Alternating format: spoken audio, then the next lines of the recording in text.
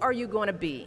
And if you'll notice, I'm not asking what are you going to do, but who are you going to be? I'm asking you about how you plan to live your life every day.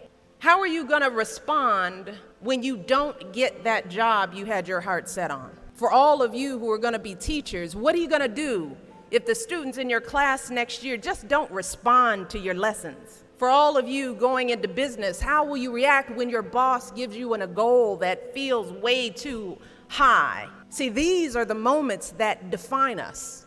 Not the day you get the promotion, not the day you win Teacher of the Year, but the times that force you to claw and scratch and fight just to get through the day.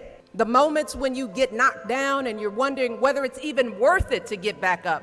See, those are the times when you've got to ask yourself, who am I going to be?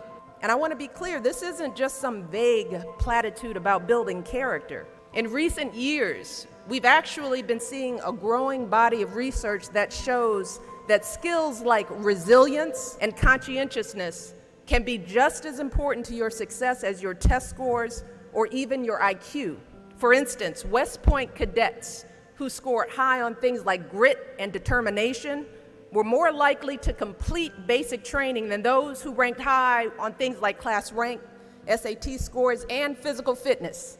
So what we're seeing is that if you're willing to dig deep, if you're willing to pick yourself up when you fall, if you're willing to work and work until your weaknesses become your strengths, then you'll develop a set of skills that you can mold and apply to any situation you encounter, any job you might have, any crisis you might confront.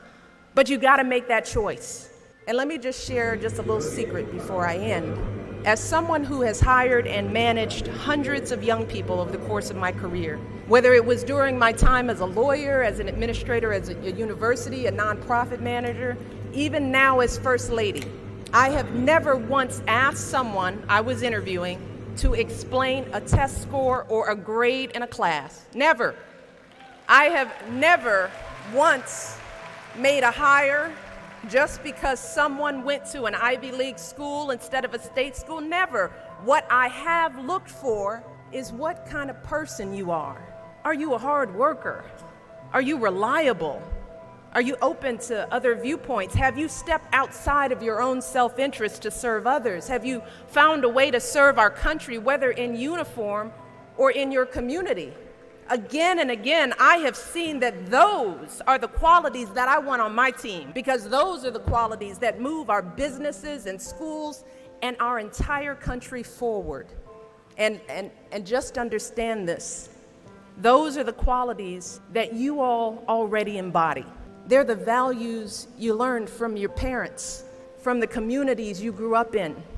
And today, more than ever before, that's what the world needs.